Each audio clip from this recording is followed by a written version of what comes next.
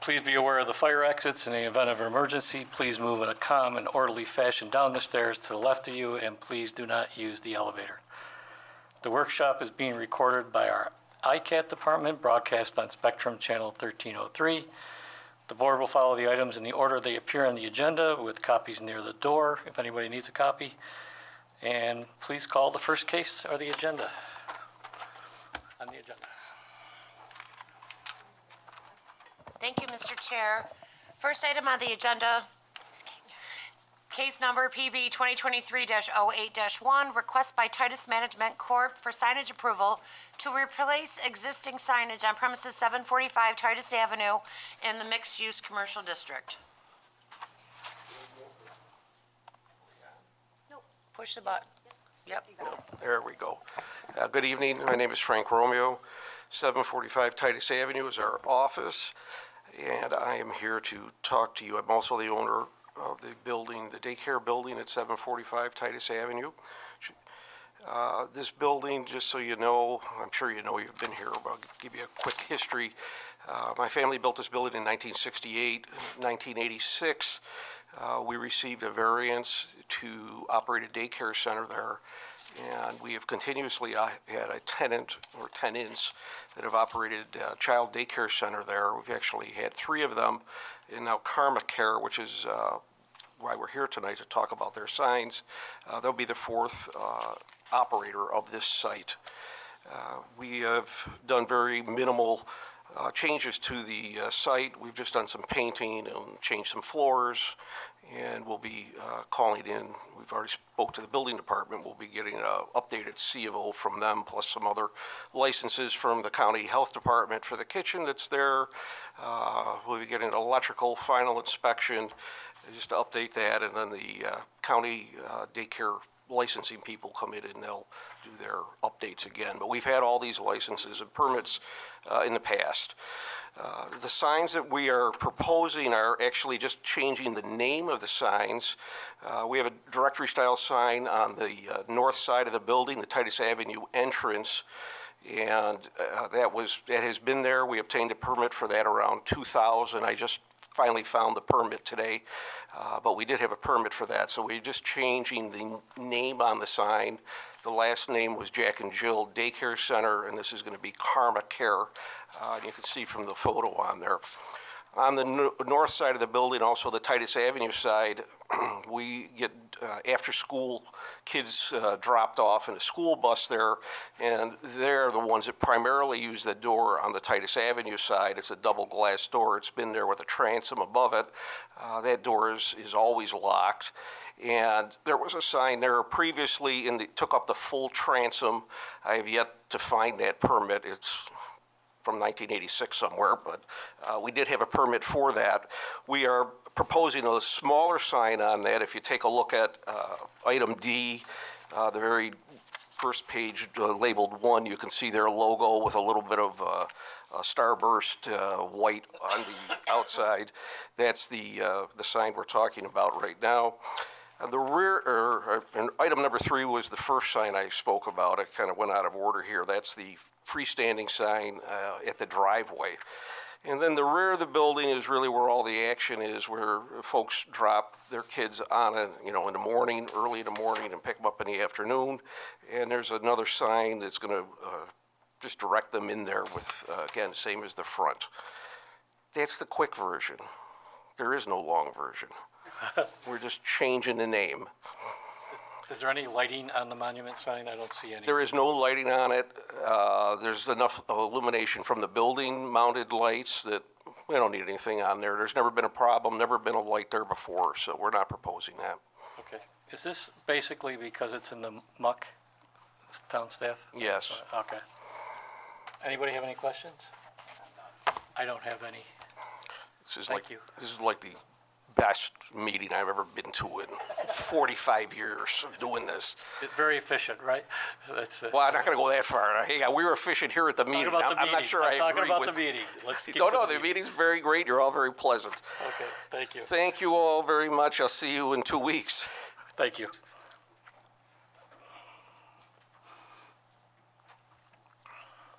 Next case, Michelle? Next case is case number PB 2023 Oh, sorry. Sorry. I'm sorry. I wanted to introduce you all to Dominique Martin, who's the operator of Karma Care. She's been in the daycare business for approaching 20 years, and she is the new operator. I wanted her to come introduce you, and I didn't do it. I apologize. No problem. Best of luck. We'll Thank see you in for 2 picking weeks. Irondequoit. Okay, thank you.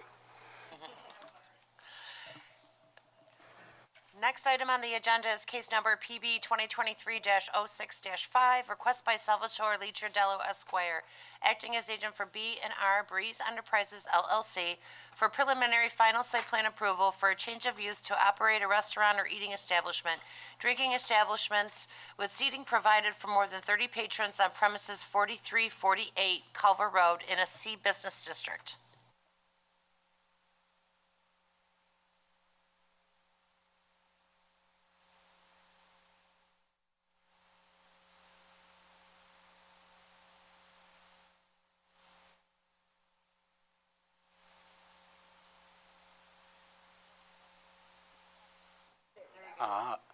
Test.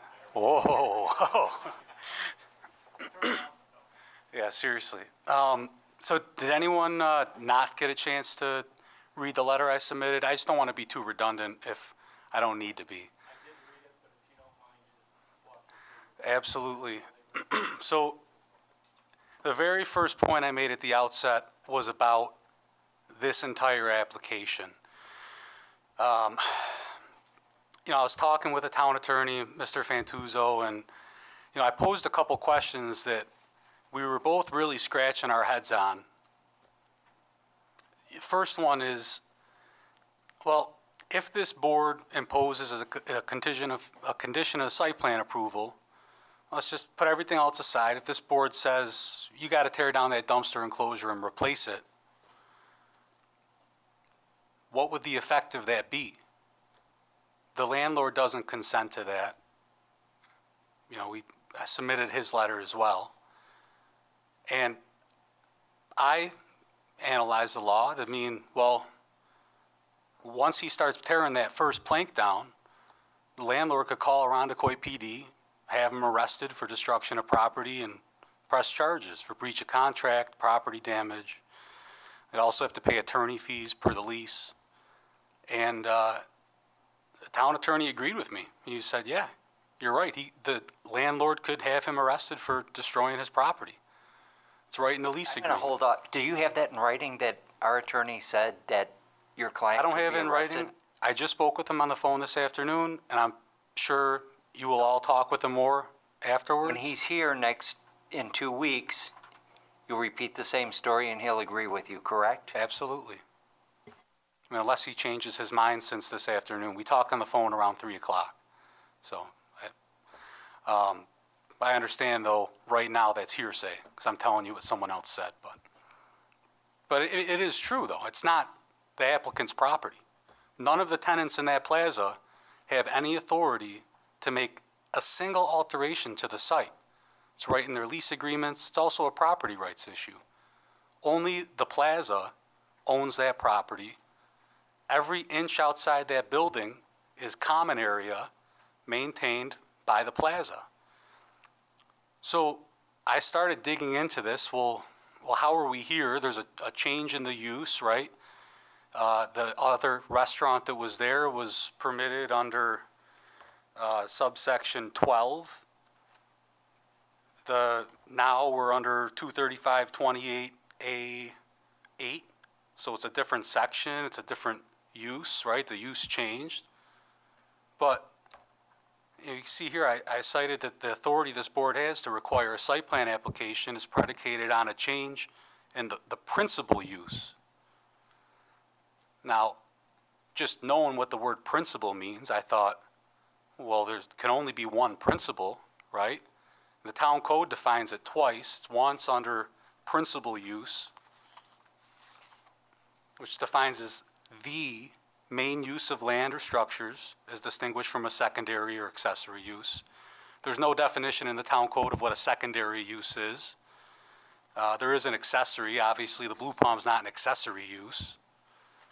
There's another definition, use comma principal, which is the specific primary purpose for which the land is used. Again, both these definitions say the principal use, not a principal use or one of many potential principal uses. They both say the principal use. Now, it was my opinion in the beginning that, well, the principal use on this property is a plaza, right? It's one tax parcel, one address, and the town code in a C business district delineates that as a principal permitted use. Under 235-28-A10, it's a combination of two or more of the uses permitted in this section on the same or contiguous lots, including but not limited to development and use commonly known as a shopping center or plaza with an area threshold of 10,000 square feet gross leasable area, which this property, this plaza, fits within that definition. So it's my opinion that the principal use, again, it can't be, I mean, if the Blue Palm is its own principal use, then that necessarily means there are 4 simultaneous principal primary uses on that property. We also have to reconcile that fact with the fact that one of those uses is above the other 3. The other 3 are subordinate to the principal, to the plaza. Only the plaza has authority to touch a single blade of grass outside of the partitioned portion inside that primary building. So it's my opinion that a tenant inside of a plaza is not subject to a site plan review. Now, I tested that. I searched Westlaw. I don't know if you guys are familiar with that. It's a tool that us attorneys use to search all cases all over the country. So I searched throughout New York, multiple search terms, so lessee and site plan. So it's any document, any case where the words lessee and site plan occur in the document gets sent to me. Lessee and site plan, tenant and site plan, lessee and planning board, tenant and planning board, and I could not find one single case where a tenant entering an existing commercial plaza was subject to a site plan review. The only time that comes into play is when the structure is being enlarged. So or is if your the use of that- contention that you're not to be here tonight?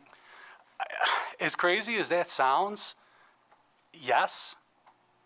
I mean, I don't think that if this board were to render a decision that it would be enforceable. I know that sounds crazy. We've So- been here for 3 months. So let me try. Yeah. So I don't think we can discuss legal, I mean, you got. Absolutely. We don't. Right. I think we need a lawyer here to discuss those points. What I would rather discuss is, why do you think it's not needed? You have some other information, Absolutely. neighbor and so forth, so I think if we approach it, Absolutely. why it's not needed, and if we want, I think we're gonna ask the staff to ask, our legal to please weigh in on this as far as, Right. And a legal just position. to that end, I just want to make one other point. But Let's, let me finish. oh, I'm so sorry. From a site plan. We have done this before, so there is precedent. And there's probably precedent where we have and where we haven't, to be honest, okay? Putting that aside, and all the legal aside, what are the reasons why you think it's not required? And then what are the other things that we have to address tonight? So at least we can get those out of the way, I think would Yeah. be the best, because we can't discuss the legal matter here today. Absolutely. And I'll defer to town. Am I correct in my assessment there? Town staff? Yeah, I would say yes. Also, I have some thoughts, but I can also wait till the end. Okay.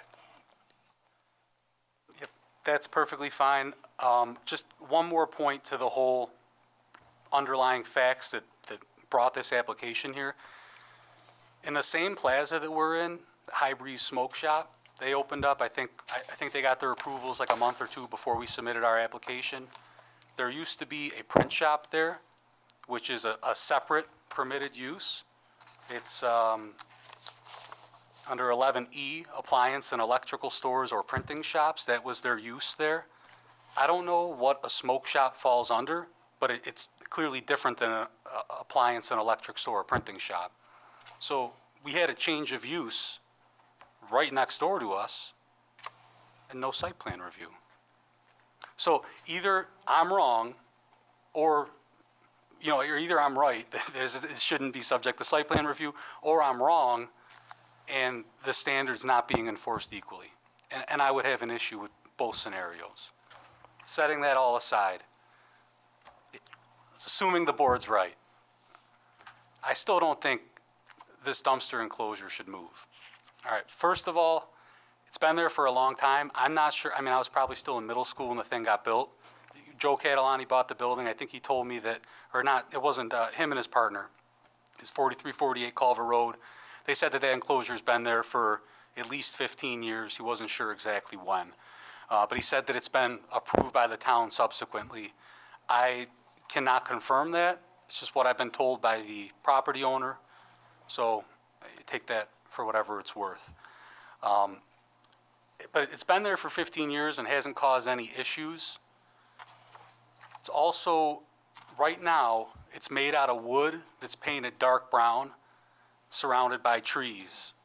So what we have is an enclosure, a structure, that's made of the same material and the same color as the natural landscaping features that surround it. Now, I think that's beneficial. In my opinion, doesn't mean much. The town code, site plan review, the criteria that this board shall apply, singles that out. Section 23584A22 dictates that the planning board shall consider the aesthetic and architectural qualities, particularly building styles and construction materials used as they relate to the surrounding natural environment. The current enclosure meets that goal. And, I mean, plainly, just objectively, an artificial construction material of a different color would not meet this goal. It would not relate to the surrounding natural environment and be less compatible. To illustrate that, I included some pictures. You have an aerial view on Google Maps. You know, we were looking at it when I was on the phone with the town attorney, and he's like, where is the enclosure again? I'm looking at it on Google Maps, and I can't find it. I'm like, yeah, that's the point. It blends in. And you look at the survey or the site plan that we submitted, you can see it's covered by a mature tree. You look on Google Maps aerial view, you can't see it. When you look at the street view from the east of the property, you can see there's a really big tree, and it's right up against the tree, and, you know, it blends in. It's the same material, same color as the trees that surround it. So I think what we have now is a structure that meets the objectives of the town code. And also, it's a lawful pre-existing structure that we have not proposed any alterations to that would allow this board to order it torn down. You know, if we were to say, well, we're going to be producing a lot of garbage, we're going to get a second dumpster in there, and we're going to make the structure larger, now we're enlarging a lawful pre-existing structure, which is not allowed. And this board would have authority to say, no, if you want to do that, you got to move it somewhere else, and maybe then if it's on a different spot of the property, it might make more sense to change the construction materials. But as it is now, it meets the objectives of the code. When the town code talks about dumpster enclosures, and they say that a dumpster enclosure shall be built as to provide screening from neighboring property. It's the only purpose of a dumpster enclosure. There's nothing else listed there. It's not, you know, as to provide screening and be durable or and be of the construction material that the individual members of the planning board prefer. It's just as to provide screening from neighboring property. And it accomplishes that goal. It's not see-through, it's not like dilapidated. It screens the dumpsters. So you can't see them when you're walking by. I mean, if you jump up, you can look over the enclosure, but it's out of sight. You know, and I'd also like to point out, you know, I've laid out all these objections. This board's given us lots of comments, and we actually did receive some of those and incorporate them. When we were here, the board pointed out, well, one of the dumpsters is outside the enclosure. Based on this board's comments, we had that dumpster removed. It was a dumpster from High Breeze. They had one brought in, and so the dumpster's in the enclosure and the dumpster outside the enclosure are both getting picked up once a week. We talked with them. We had that dumpster removed. So we're now sharing the dumpster, and it's getting picked up twice a week. So there have been improvements made here, things that are within the applicant's control that we happily did. But we have no authority to tear down that enclosure. And, you know, we would be forced to appeal that decision if this was a condition imposed on the site plan, assuming that we are going to go forward with the site plan. I mean, we would really be stuck between a rock and a hard place. Either we're disobeying the town, or our landlord's going to sue us for destroying his property. You know, I mean, I don't know that he would, but he has every legal right to do that, which I think just illustrates the underlying issue with this application. And then, again, one more point really quick. The neighbor next door, Lynn Sheehan, we talked to her. She was strongly opposed to seeing it torn down. She looks out at that enclosure every single day. And frankly, her personal tastes and preferences are the only opinions that this board should be weighing, because she's the neighbor directly east of it, and she's going to be affected by that structure. To the extent that any individuals involved in this application have a preference over a certain building material, I think her opinion is really the only one that's appropriate to consider here. Can you tell me why there's two addresses on this letter? On which letter? The one from... Well, so I talked to her personally. You know, I talked to her for like an hour at the corner. It was right after I talked with Jim and Greg the first time. I ended up talking with Jim and Greg like 3 times. And I talked to her about it, and, you know, that's when she expressed her opinions. And I said, well, would you be willing to come to the town board meeting or planning board meeting and speak? And she was like, I don't know, it might be weird with my neighbors, but I'll submit a letter or something. And I said, great, well, would you mind writing a letter? And she said, well, I already told you everything. Can you just write it up and I'll sign it? And I said, absolutely. But when I did that, I got the address wrong. I thought it was on Mary Knoll Park, but apparently her address is Duran. I didn't know that. So I wrote the wrong address when I typed up her letter, and that's why she crossed it out, corrected it, and initialed next to that, and then signed it. Okay. So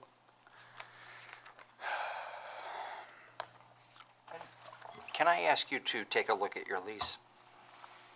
I submitted that with our application. Yeah, do you have a I copy don't of it have with you? Actually, you know do. what? I might. No, it's.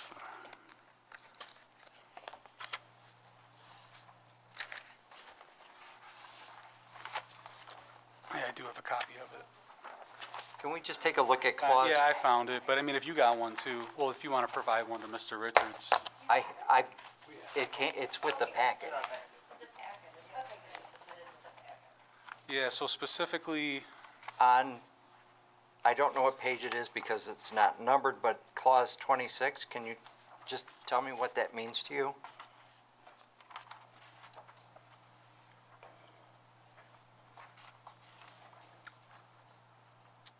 tenants shall comply with all laws, orders, and tenants' use of the leased premises.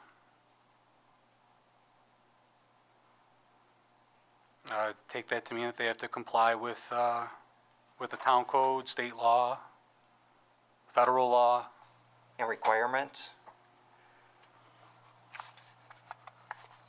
And then if I go to clause 30E,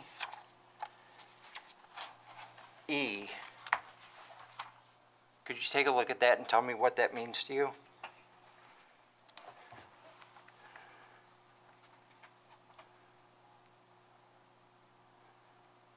Right, that they're responsible for maintaining the dumpster and sweeping up around it so they don't allow refuse to accumulate around the exterior of the area. And what about the complying with provision in there? Yeah, I would take that to mean complying with town ordinances relating to Okay. not Which would storing be also enclosures out at the any, street. approval from this board and any conditions, right? I think that's a stretch personally, but So you don't think that the plain It- language of that would cover that? ordinances. I'm just asking, if Is you don't this, agree, that's fine. Yeah, I wanna- mean, I don't think, are you guys passing a local law with this application? That was what it would be an We're ordinance. doing a site plan review, is my understanding. Right, Am I it says wrong about complying that? with town ordinances related to it says garage storage, garbage storage, removal. I guess. relating to that Any subsection. other legal questions before I get into the other? No, rest but of I it? got Okay. into that because he's telling us the landlord does not allow it. Well, the lease actually does allow you some flexibility. Well, as far as keeping From up what that I'm area. reading, it does. I mean, you're, Well, the last section, Then- I definitely disagree with you. Says Okay. complying with town ordinances.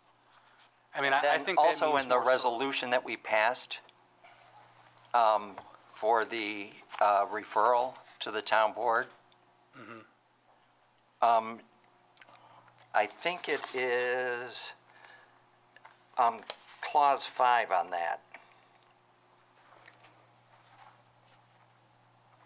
I think that we were willing to work with each other to mitigate any impacts, because this is a greater use, right? I mean, that's one of the reasons it's back here. It's a more intense use. Yeah, sure, more intense. That's also So not that what the code generates more requires. trash, that generates more traffic, that generates more headlights, that generates a lot more stuff. So, I agree with that, and okay, And All right, I'm sorry, I'm so- not trying to like step on this board's toes. I mean, even though I am like technically, but even so, you know, the special use permit requires it to come in front of this board as well. So this board would still give its input, you know, but I also don't see any we did distinction. get that input, and Yeah, yeah, absolutely. you guys took that, Yeah, no, we right? did. And that still has to be reviewed by the town board, though, right? Correct. We did not receive a special use permit yet. Next hearing is next Tuesday, the public hearing? Or- Okay, I thought it was a right. workshop. so Was tomorrow? can we hear from the town regarding all of this? So, Sure, I can give some additional context. sure. Okay, first, the smoke shop. So I believe that talking about the previous use to the smoke shop use, it was retail sales and service to retail sales and service. Therefore, it's not a change of use. It's considered under the same umbrella from retail to retail. And then in terms of the change of use, so you could say it's a bar restaurant to a bar restaurant. However, when you look at our specific code, you go to the C district, you go to permitted uses, it says bar restaurant 30 or fewer patrons. Then it goes special use is bar restaurant with 30 or more patrons. So the Irondequoit Town Code treats those as two separate uses. If they didn't, then they would either be permitted or special use permit, but they are considered separate. Obviously, it's the same use in a sense, but it's an increase in intensity. And when creating the code, they felt that that big of a change required more intense review, why it needs a special use permit. So that's why. And then when you go to the code for site plan review, as you all know, change in use is a trigger. As you all know, we did see that barber shop 2 months ago or 3 months ago that came, and they also were in the same boat of, we just are putting a new tenant in here, and we had to come. And then, if you all remember, they had parking that was in the right-of-way, and you all said, as a condition of this new tenant coming in, you need to restripe. You cannot have any private parking in the public right-of-way. And I don't know if that applicant has already done that. I knew that they were chomping at the bit to get that done. But that's an example that, and you all know because you've seen this come up before. And so, and those uses are plainly listed in the code. You know, the bar and restaurant 30 and under, bar and restaurant 30 and above, permitted use, special use permit. Another recent example is the Octapharma application that we Okay. just did. Exact same scenario, change of use. Great. And then familiar with that. you all know, talking about the criteria in the code and that, you know, saying that this meets code, well, you know, if a site only had to follow the code, then we wouldn't need a board, right? And so you're sort of weighing this criteria and talking about this item that a site needs to be compatible with the natural environment. You all know that there are multiple ways that that can be met, and that it's sort of a weighing system as well. So also I'll note in terms of having input from the direct neighbor, that of course this is highly important, and it's highly important in the current time, but as the planning board, you look at things long-term. That individual is not going to always live there, and so decisions should be taken through both a short-term and a long-term lens, because as you know, sometimes things come for site plan review and you don't see them for a long time, and the community has to deal with whatever is there. Or as you see when people don't meet the requirements of the site plan review, and how long those issues can remain. And then yes, as Member Richards had mentioned, during the special use permit discussion from the board, you did all say that this is an appropriate use, makes sense for the district, makes sense for the location. However, the one sort of outstanding item was impacts to the adjacent neighborhood, and that you all felt that this board could adequately address any potential impacts through conditions or measures via site plan review, to keep that in mind. And so if there are any additional questions, let me know. Okay, so as far as I know, Mr. Lucidel, we're going to go forward with the site plan review. If you want to have That's fine. discussions with legal as to whether that's Absolutely. warranted, that's, tell you please what, handle though, that that way. But I'm gonna go out tomorrow and buy a plaza in Irondequoit, because man, what a deal. Okay. You build the structure and your tenants are just gonna have to keep your site up to the latest and greatest site design criteria forever. so I'd like to proceed tonight and try to get to the matters at Absolutely. hand so we could have some discussion on them. Having Can I- said that, Can I just respond to a couple of the points that Ms. Powers made? sure. Okay, so, Oh, my job. A lot nicer. sorry, was I interrupting her? So, I don't know about the other example that got brought up about the farm, or whatever, you said Octa Farm it was, or Octapharma, yep. Octa Pharma? Okay.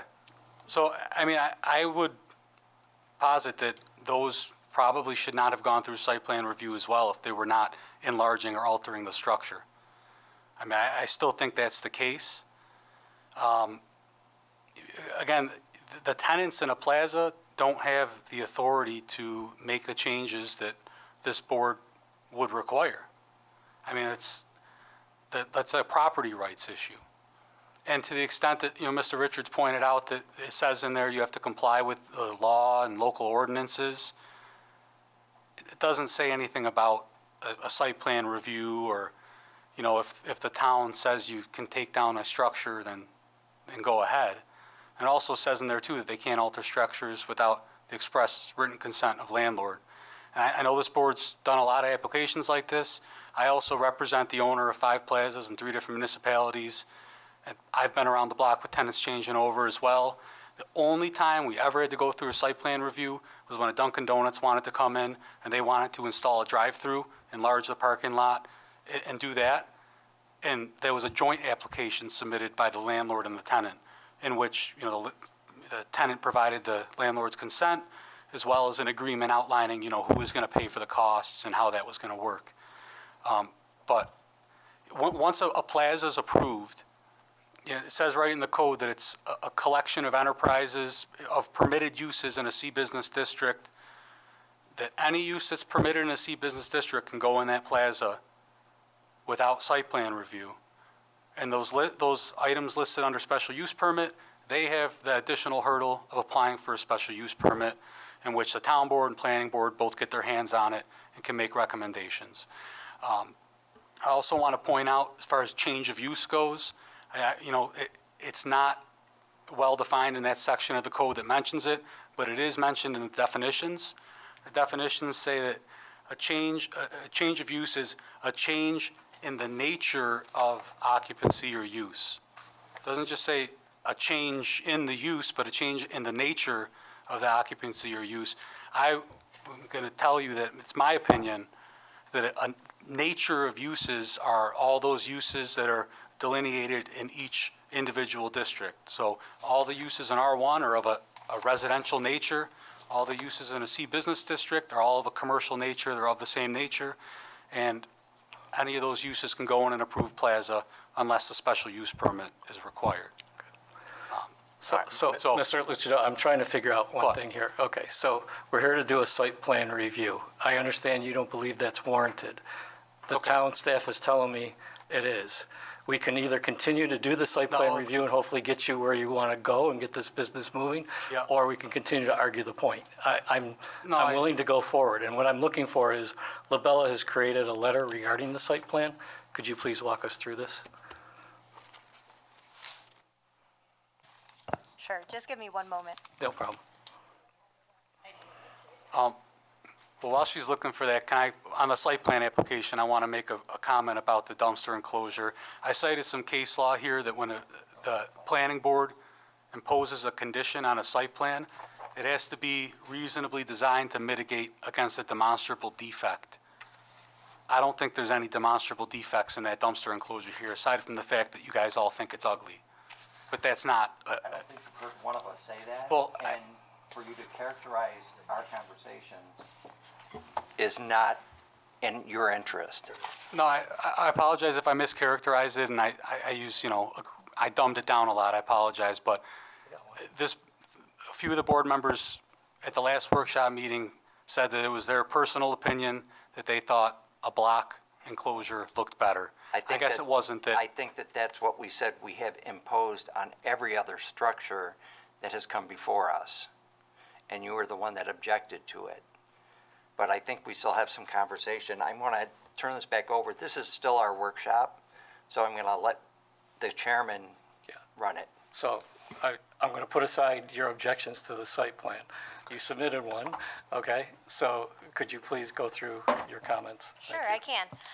And then we'll discuss as a board after, so go ahead. Okay, so from our letter from June 26, which I believe some of these have already been addressed, some of them are still relevant because I believe that the site plan that was submitted in June is the same as the site plan that we have in front of us today. The first item were just some items related to seeker, and I believe that the applicant did make all of these revisions under item 1. 2, parking requirement. This was deferred to town staff because obviously there are multiple uses in this building. Therefore, the on-site parking has to accommodate all those uses, and that any variances moving forward need to take those into consideration. So when you're calculating the required parking for a site, you have to include all the uses. It's not just one use. That's what they want in front of the zoning board, though, Yes, correct? yeah. So that's already been approved. Yes, they've already Okay, gotten thank you. their parking variance. Okay. Yes, so some of these are no longer relevant. Off-site parking, we had some questions on these. I believe that they were answered. Let's see if I can remember or not, going through these. So there are unmarked parking spaces. I believe it's like gravel on Mary Knoll. I believe that those are in the public right-of-way. Okay. And then we said, is there an access agreement between the applicant and these unmarked parking spaces? No, because I wasn't sure if it was privately owned or not, and it's publicly owned, so no, there isn't any sort of access agreement. I believe that there's an understanding that those parking spaces are first come, first served, that nobody can, allocate them towards a specific business, and that they're just open because they're on the public right-of-way. Identify users of unmarked parking area. I believe that, like mentioned before, first come, first serve. I would assume it's mostly probably the businesses that are around that area. And then owner of parking spaces along the north side of the building. We know that those are also in the public right-of-way, even though they're right adjacent to the building, so it can be confusing. People could maybe think that they're related to that private property, but as you can see on the survey, those are not on private property. They're in the public right-of-way. Screening. This was something that we had brought up on the east side. There are some shrubs that are already there. I think that this is something that the applicant had come forward and said this is usually where we have our snow storage. So I think that's something for you all to weigh, right? Of, okay, do we want some additional landscaping? Do we maybe want to concentrate landscaping maybe towards the roadway as opposed to more interior? Do we want to put the landscaping, where the headlights will be blocked from the residents, et cetera? So just something to keep in mind of what might be appropriate there if additional landscaping is appropriate. Or a fence or a whatever, but just maybe potentially thinking about some additional screening there. We wanted to confirm that a front-loading sanitation truck services the property. I believe at the public hearing, the owner came forward and said yes, just because I don't think a sidearm is gonna work in there. It can just kind of go in, get it out, and come out, since there isn't a lot of room to maneuver within that parking lot. And then ADA parking, something we still haven't really figured out, but it seems the applicant is willing to work with us. It's not that hard of just like, if these are the parking spaces we have, sort of figuring out what the best location for those are. Because I believe that the two ADA parking spaces are near a door, which is good. However, I don't believe that is a public entrance. So we're still working towards that, especially since it seems like the maybe best location for these ADA parking spaces are within the public right-of-way, and DPW is not about that. So those are some of our just initial thoughts on this. Not necessarily prescribing anything, but I think probably some good points of discussion for the board. Thank you. Yeah. So having said that, does the board have any opinions? I'll gladly go first if I could, because I wasn't here at the workshop.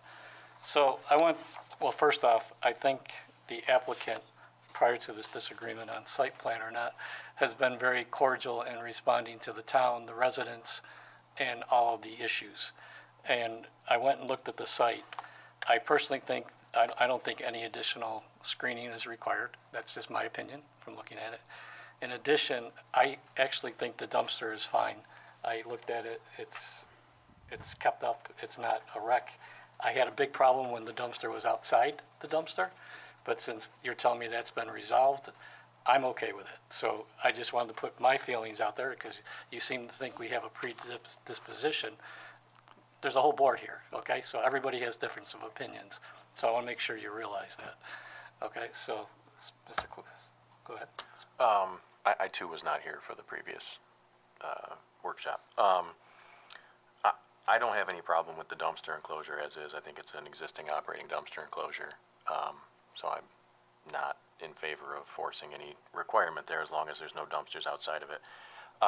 My only point is really a staff point. Has Director of Public Works had any comment or had this referred to them for review of the parking that's in the right-of-way for their feelings, comments? Yes, the commissioner's been made abreast of things that have been going on with the Mary Knoll parking. They did also depict other areas within the location of the Blue Palm that have additional public parking that is within walking distance to the Blue Palm as well. So Director of Public Works is okay with the 7 or 8 or 9, whatever it is, spaces on the north side of the building that are 3/4 in the public way?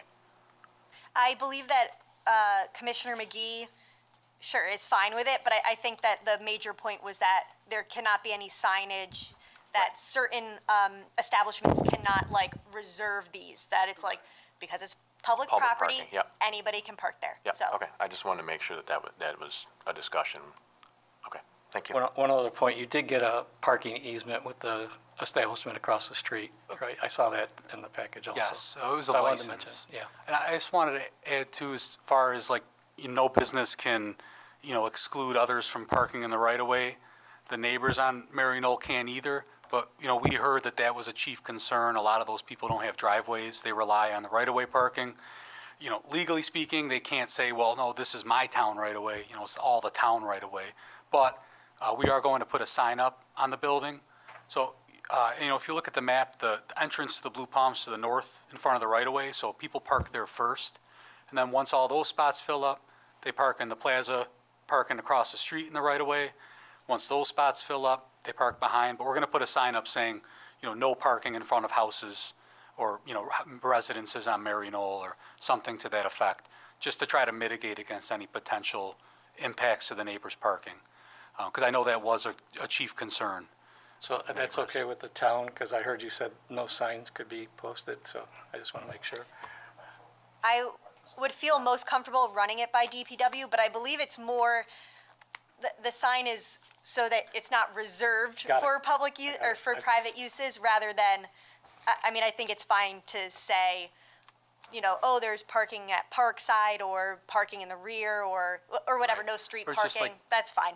Blue Palm patrons, Do me a please favor, do please not. make sure you run that by the town before you post it. Okay, Just to make sure. I brought that up at the ZBA, and I think even the town board too, and no one raised an objection, but you make a good point, though. Also with the handicap parking, I definitely understand wanting to have it closest to the door. As you laid out, it's in the right-of-way. It's also on a pretty steep incline, that parking there. So much so that, like, grandma in her wheelchair would go flying right into Mary Knoll. So I don't think, either way, I don't think that would be the best spot. And I'm not 100% sure, but I believe access can be provided through that back door. They'd have to go through the kitchen. But, just to the extent that federal law requires any restaurant to make reasonable accommodations, I think that is something that if a handicapped individual called the restaurant and said, hey, I'm parked outside, can I get in through this back door? Someone could escort them through. But I'd have to check with the operator to see if that's even possible, because I don't know if that's walled off or not. Okay, Mr. I'm going to tell you, Richards? I think because of the intense use, the additional traffic, and this is probably our only time to take a look at this dumpster enclosure because the special use will go with the property forever and ever, is that should be more durable than a wooden enclosure. And we've done this in the past to other tenants and had them put in a split block. But I'm one person, I just think the intensity of use has generated that for us. As far as the screening goes, if the neighbor's not feeling a real problem at this point, I don't know. Like, it's also the last chance we're gonna have at that Apple. So, because this property will be this forever now. Assuming the town board grants them that use.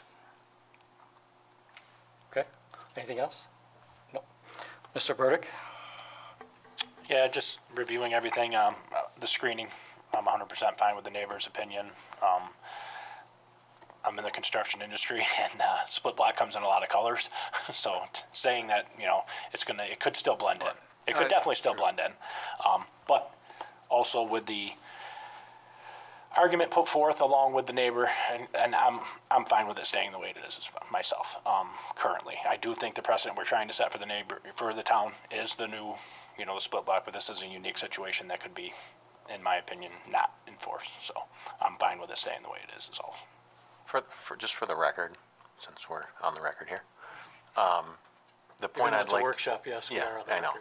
record. The point I'd like to make, and this is not for the applicant in my mind, this is a general statement in response to what you said, Mr. Burdick, but yes, I think our precedent as a board has been clearly set over the last 5 years that any new dumpster enclosure is, CMU, split face, something durable. So I just want to clarify for the record, we're not talking about wishy-washy here. We're talking about an existing dumpster enclosure that is not being modified now that the dumpster that was outside of it has been moved inside of it. So I just want to say that for the record. Also, we did ask for a increase in pickups, which was given. Accommodated. Yeah, it was accommodated by you guys, and also by removing the other one. So that was something that you did, you know, you come forth with many things that I think the introduction to the neighborhood was probably a big wow to the neighborhood, and that's why the big kick in the beginning was a no, and then I think a lot of the neighbors have come around, and it's definitely being more welcome to the neighborhood with the mitigation of everything, so. Right. Thank you. John? In terms of the screening to the east, I have no issue with it. For the dumpster enclosure from, the early stages of the application, my only concern was the location in the public right-of-way. And it looks like in the letter from the landlord, he stated that there was some agreement or permission that was done with the town 15 years ago. So if that is the case, then I'm good with it. And what about the split block versus wood? If it was a new dumpster, I would understand doing it to that standard, but, if it's a pre-existing dumpster and we're not, expanding it to add, additional items into the enclosure, then I'm good with it as is. Any other comments? So the whole board isn't here tonight. There is one missing, so I don't, I'm sure you may have heard his comments at the last one. So you never know where this is gonna go, but, Right. so that's why I would just wish, as you go before the boards, listen to them, okay? They aren't always what, don't preconceive what we're thinking, so No, that's all I'm trying absolutely. to get. I noticed at the last workshop meeting, 3 of the board members were here, and I was getting the impression that the tides were turning against me here, so that's why I had to come out swinging, but I probably Well, that's why I shouldn't started have. tonight. I think this application has gone through a lot of different things I can't speak to, but you have reacted to most of them very positively. If you feel there's something going wrong here, I do encourage that discussion with the town and the town's attorney. But we're not lawyers. We're not going to argue Right. with it. If they tell us to do a site plan review, we're going to do a site plan review. That's what I did too. When I first got in, Donna said, "You guys have to do it," and I said, "Okay, well, we'll submit it." So, I apologize that I was being kind of forceful as I was going through that. Well, you have to represent your applicant. I get it, so. Right. I would be doing him a disservice if I didn't make any intelligible argument in front of this board and put it on the record. So I'm just trying to do my job. But Just remember, sometimes it backfires, but anyways, No, in this case, I'm glad, you got the input. But, there's gonna have to be a vote, and, absolutely. I can't tell you how that's gonna go, on the night, but at least you got the input going forward. Yes, Michelle, you're looking at me. I don't have anything else. Anything else? No. For the applicant? Do you have any questions for us? No, if you are all satisfied, then I guess that's it for me. Okay. I think that's it. You're all set. Thank you. Okay. We're good for the workshop. All right, Michelle, thank is there anything else? I saw we have minutes to read before the next meeting. Yeah, those have been pending. I have one question for you. None of the tabled items are on the next agenda. Was that on purpose, or? You want me to say? Hi. So, we are trying a new format for the agendas to try to make them more legible, easier to understand. Is that allowed by code? No, but anyways, go ahead. So, because previously, it would be one agenda, it would have 2 dates at the top, and then it would say, like, this was a workshop, these are public hearing, and sometimes those items for public hearing would also go to the workshop, and so they're now separate. In terms of tabled items, other places that I've worked, they don't necessarily keep those on the agenda. However, if that's something that, No, I just wanted to know if Board we were going to see any prefers. surprises, is all I was looking for. It was. no, I believe that what is on the agenda, that was kind of the point too, of like, everything that's on the agenda, that's what we're seeing. Yeah, There's and not what- anything on here that is not. And actually, for the request for Blue Palm, was that not tabled, or was that just held? I can't remember. That's why. I thought it was tabled. Oh, okay, I understand what you're saying. You're saying that the current items, have they been tabled in the past, and why aren't they labeled as such? Normally, we have to remove them from the table, so that's why I'm asking rules. okay. Yeah, I will definitely double check that. Thank okay. you.